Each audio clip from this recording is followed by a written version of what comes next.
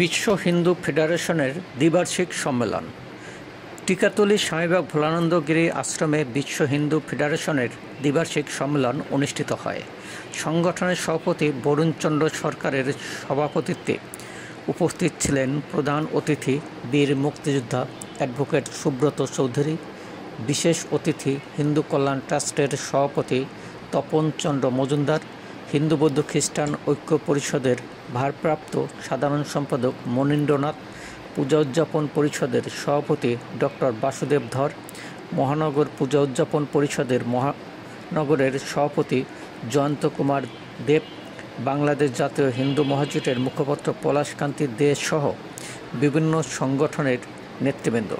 বক্তারা বলেন, হিন্দুদের ক্রান্তিকাল চলছে, তাই সকল ভেদাভেদ ভুলে সকলে ঐক্যবদ্ধ হতে হবে, তা না হলে আমাদের অনেক বিপদ আসন্ন।